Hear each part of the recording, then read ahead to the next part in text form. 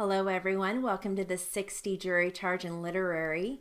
We're going to start today with an article that I actually found. I've had this for many years and I came across it and I thought it would be interesting to read to you. It's called Trump for President, and this was an article in the Newsweek back on September 14, 1987. So I came across some material that I had used years ago with teaching, and I thought it'd be interesting to read to you. So here we go. Ready? Trump for President, an improbable boomlet. Here we go. Think of the traffic jams when Donald J. Trump, future President of the United States, travels to the New York City White House for the weekend. The Secret Service motorcade and police roadblocks will really mess things up around the 68-story Trump Tower, located on one of Fifth Avenue's busiest corners. But perhaps President Trump will thoughtfully avoid the chaos by choosing Trump's Castle, one of his Atlantic City casinos, as his home away from home. Trump could helicopter right to the roof, just like the high rollers do in TV commercials. Still better, the president might choose to enjoy his time or leisure time at his secluded Palm Beach digs, the 118-room former mansion of serial heiress Marjorie Merriweather Post, purchased a couple years ago for $7 million.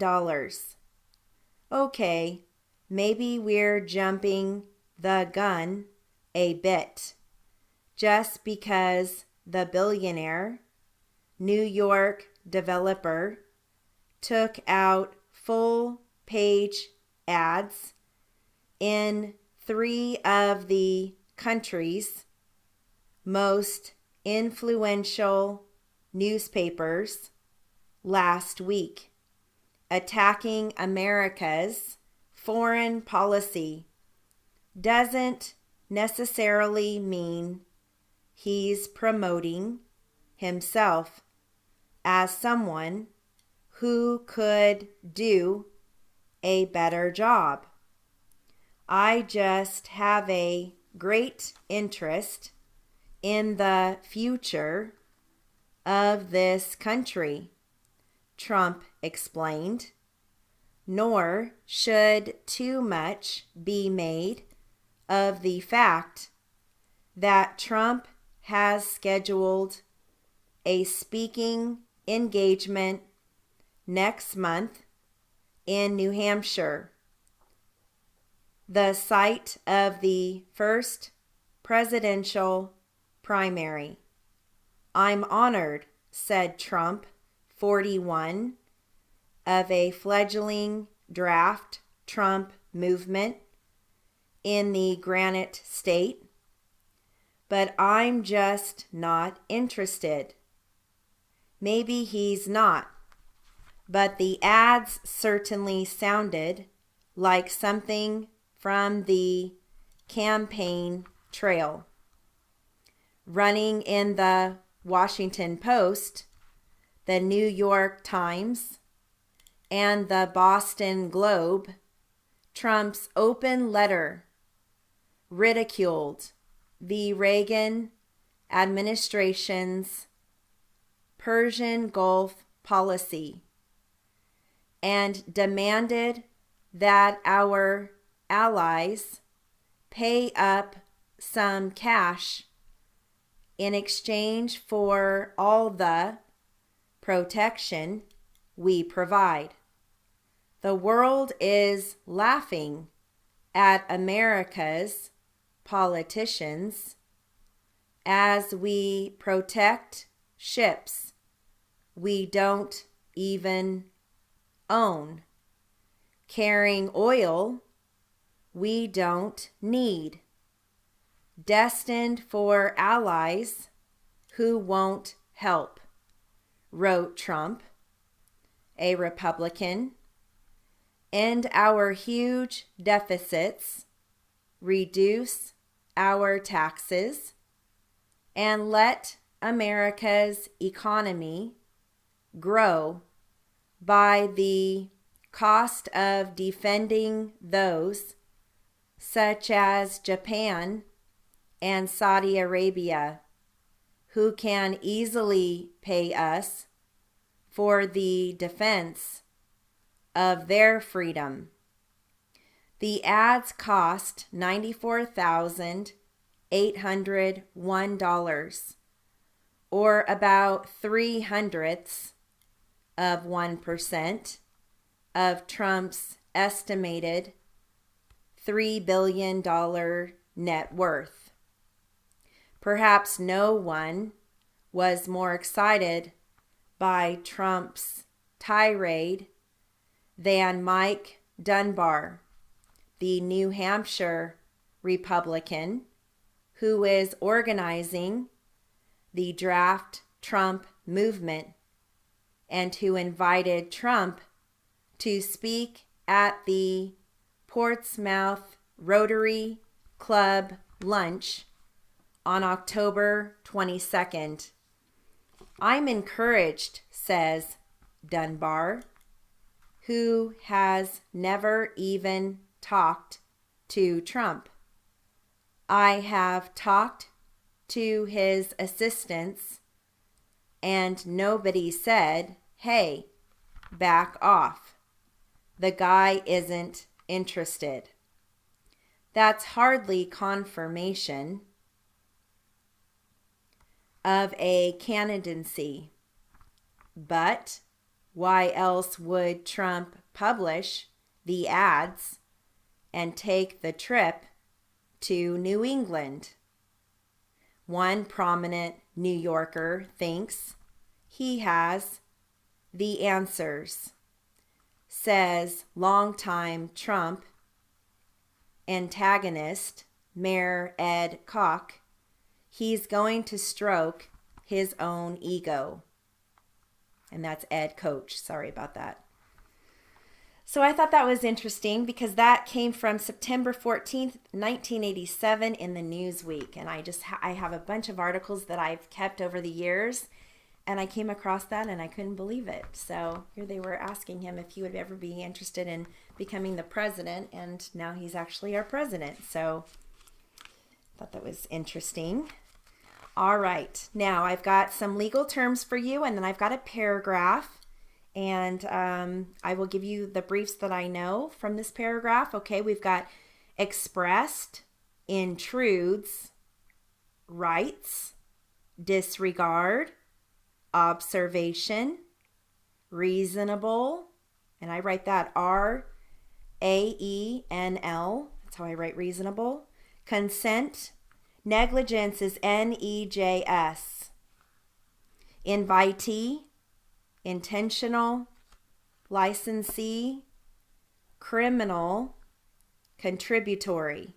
I think I gave you trespasser, but just in case I didn't, trespasser. Okay, so you're going to hear negligence, N-E-J-S. Contributory negligence is T-R-E-G. That's the brief for the phrase contributory negligence, TREG. Okay, all right, here we go. Ready? Negligence is a failure to follow a standard of reasonable care or observation for the protection of the interests and rights of another person.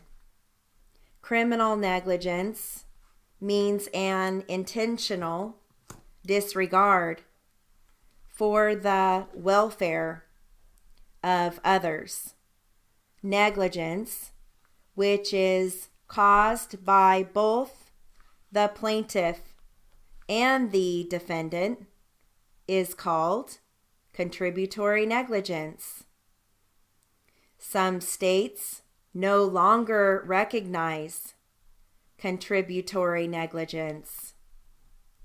The trespasser is one who unlawfully enters or intrudes on another's property.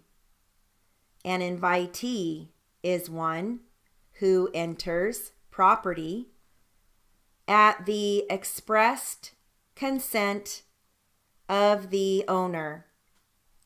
The nature of the business which brings a person onto the property determines whether a person is a licensee or an invitee. Okay. I've got an article here on Amish Odyssey, one man's journey into the heart of an extraordinary people. I've always been fascinated by the Amish. Okay, here we go. Ready? 10 years ago, while exploring the farmlands of his home state of Pennsylvania, photographer Bill Coleman stumbled upon a remote valley little touched by time. No telephone poles or electric lines. Not a foot of wasted ground, he says. Just cleanliness and order. A harmony between the people and the land. Most of the 700 residents of this self-contained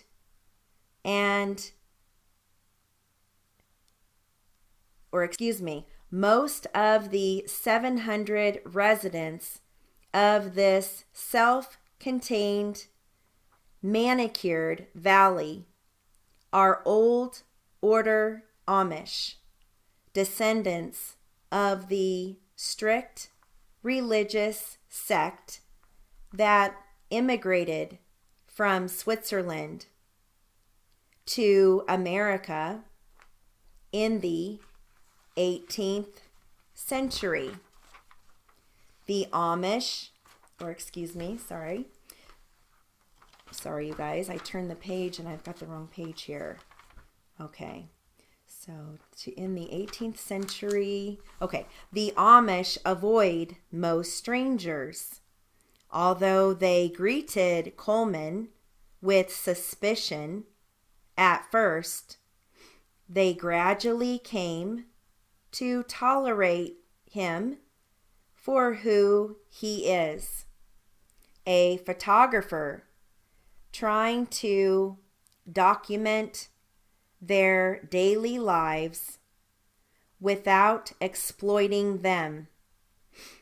As he grew to know and cherish these people, he forged a special relationship with them. I have not become a scholar of the Amish or read many books on the subject, Coleman says. I would rather find out about them through small surprises, little cameos here and there. Many of the surprises involve children. You never know what Amish children are going to do, says Coleman. They have a love affair with day-to-day living. During the summer, teenagers attend a Sunday evening sing. You can hear the murmur of folk songs from half a mile away. At other times, Coleman is struck by the reverential silence that pervades Amish life. I got to know an Amish school teacher, he recalls. One day, during recess, I said to her, I never hear these children raise their voices, even during games. Why not? She said, well, did you ever hear an Amish adult raise his voice? For Coleman, taking these photographs has become a life's work. Each day, I venture into the valley, he says. I expect to be humbled by seeing something I've never previously noticed. When I do, it's sudden joy, but at the same time, I feel, why didn't you see it before? It was here, you know. With an unobtrusive and loving, even envious lens, Coleman has created more than just photographs. His soft, luminous images can be read as a diary of one man's journey into the very heart of an extraordinary people. Sorry about that. I turned the page and I turned 2 pages instead of 1, so I got turned around there for a second. All right, so we're going to pick up where we left off from the legal opinion. Okay, all right, here we go. We've got just a couple more minutes. No claim is made in this case that the facts were sufficient to convict the defendant on any other theory than party to a crime. If the state waived its reliance on that theory, the convictions must be reversed.